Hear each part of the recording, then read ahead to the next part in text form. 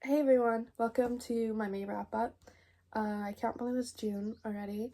I read 10 books this month and it was a really good reading month for me because I was fairly busy around this as well. And I have my chai latte with vanilla cocoa today from Starbucks. So yeah, my first book I read this month was Kristen Hanna, which is new for me, The Nightingale. Now this is not in my reading comfort zone at all. I literally saw Sarah Crowley, I think that's how you say her name, read this, I think also in May, and I literally went out and bought it when I saw it because I just loved her reaction to it. I saw how sad it was. Like, I watched her reading vlog reading it, and this book was so freaking good. This was a easy 6-star rating for me. Basically, the premise of this book follows two sisters in France through World War II. They are living completely different lives throughout this, and one's a housewife, basically, and her husband is off in war, and the other one is trying to fight back against the Nazis. And this was just a super, super sad story, but like bittersweet sad. It was so amazing. It's a big book, and I breezed through this. I didn't want to put it down, not once. Even through the scenes that weren't super important, I wanted to read it, and I could have read double this. It followed these two characters, followed this story. It was so, so sad, and I would enter me crying to this book in this video, but it's actually embarrassing how hard I cried over this book. I'm not even just talking about the ending, I'm just talking in general. This book is so sad, so bittersweet, such a good story, amazing writing. I did not want to put it down. Literally 6-star read, and I do not give that out often at all. I think I only have a couple, or like one or two other 6-star reads, I think. The next book I listened to on Audible was Long Shot by Kennedy Ryan. This was a 4-star for me, and I don't recommend listening to this on audio because there is very triggering topics in this book that was very hard to listen to through the scenes. And basically it follows a woman who is in this relationship, and it turns very, very nasty. I'm just gonna put it that way. Search up your trigger warnings.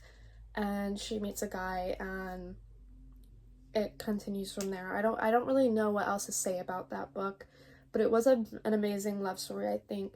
The only thing I didn't love about it was a little insta-lovey with the actual love interest, and it was very hard to listen to, so I don't recommend that, but I do recommend reading it in general. I do want to read more of Kennedy Ryan's books. She's a very beloved author right now, and I would like to keep going. The next book I have is Emily Henry's Book Lovers, and I read this one knowing that Funny Story was coming out this month, and I knew I wanted to read that, so I wanted to read my other Emily Henry books first. I have one other book from her, and that's People We Meet on Vacation, but I'm not in a rush to read it. I really want to read it this summer, but I know it's not everyone's favorite, so I didn't prioritize it, but I did read this one to feel more accomplished before reading Funny Story. I don't know. I had this one longer, so I knew I wanted to read this one first. This was a 4.5-star read for me. Basically, we follow a main character, and each boyfriend she has ends up going to a small town for work and having a small town romance. So her sister drags her out to a small town that randomly, and she finds her coworker there. Now, she is an agent, I believe, for writers, and he's an editor. And they don't really get along that well, but then they start kind of working together, and it's really sweet. I didn't enjoy this as much as Beach Read or Happy Place, but it was still a really good read. I still really recommend it. I think I just didn't connect with our female main character very much. I don't really know. I feel like she wasn't grumpy, but she was more like serious and anxious and planned out, and you understand why, but it's just like not really, I think it goes to an extent where I didn't really love it that much. But yeah, I still recommend it. I love Emily Henry. Her writing is amazing. I do want to read People We Meet on Vacation this summer for sure. My next read is for a YouTube video that will come out hopefully by the end of June, and that is A Court of Wings and Ruin by Sarah J. Maas, I don't know. I hear both. But I am trying to record a YouTube video that has been going on way too long, reading and finishing this series, and hopefully I'm finishing it this month. So, stay tuned. I really did enjoy this one way more than the first and second book. I always hear that the second or third book is everyone's favorite in this series, and this one was the one for me. The first book I enjoyed, but I didn't see the hype. The second one, I found it getting boring at parts, and I just can't do that with fantasy reads. I need it to be constant. I need to be, like, wanting that next page to be able to read it. I'm very new to fantasy, and this is really my first big, like, fantasy series, and I really, really enjoyed this one. This was, I believe, a 5-star for me, and I loved it. I see why the series is getting hyped now. And to carry on, we have A Court of Frost and Starlight, the little novella, and I read this in one night. It was great.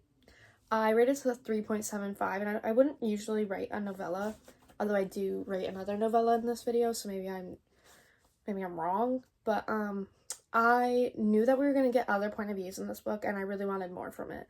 I really wanted to see into the sisters' minds a little bit, but really I think we just got the two main characters and Cassian, and that's like the only ones I thought had bigger roles in this book, but I really wanted more.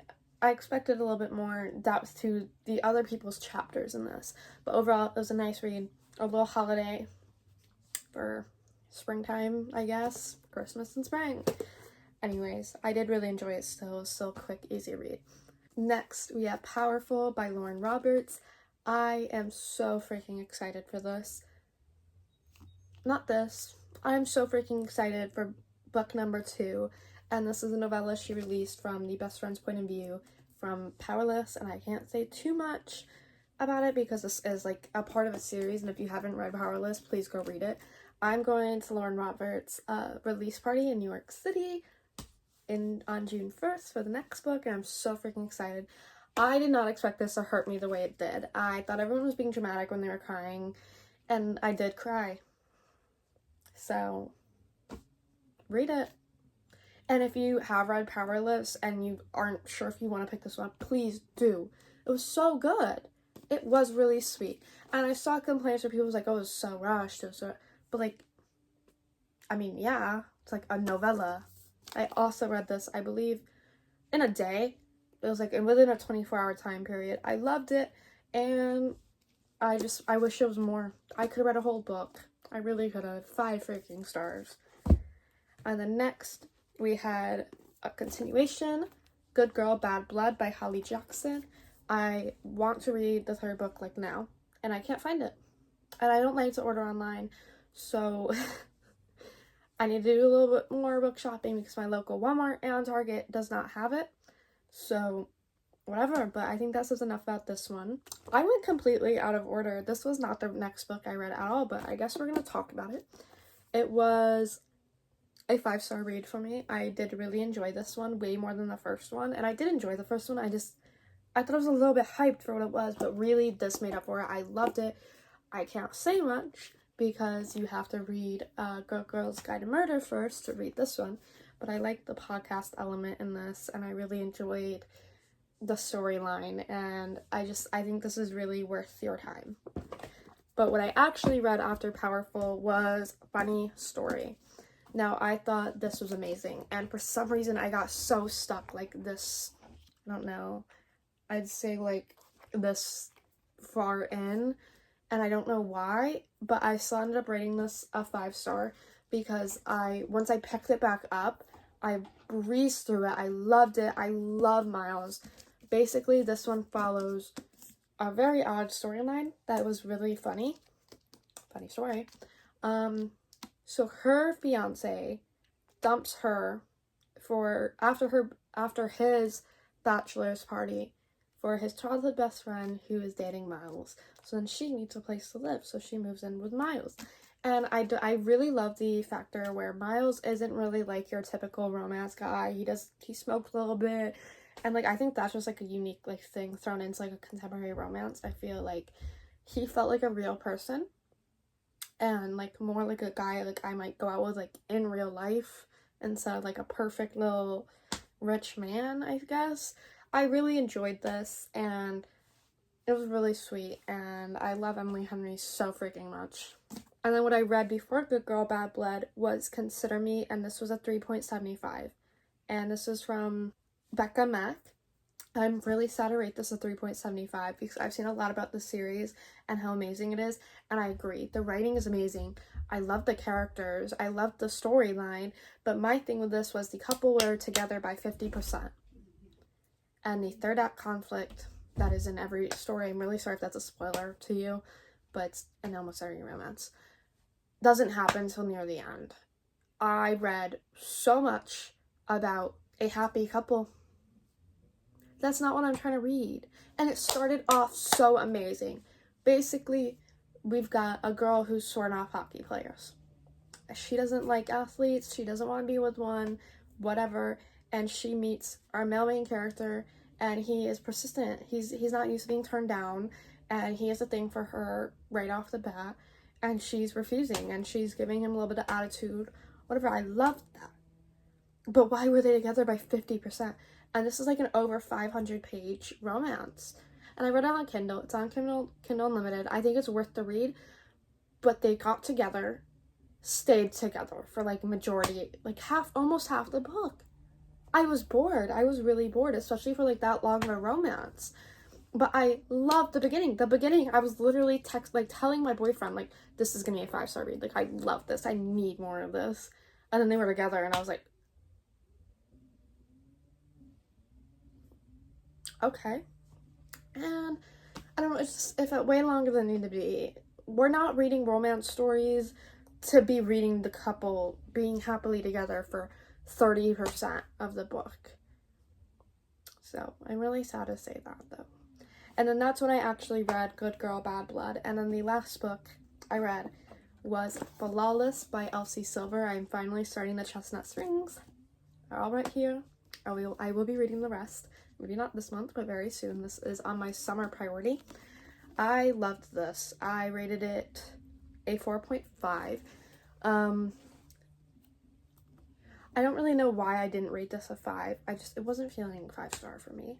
And I am really excited for the rest of the series, though, because I did love the writing. I loved the characters. I loved a lot of the elements in this book. One thing that threw me off was, like, how open they are to her father.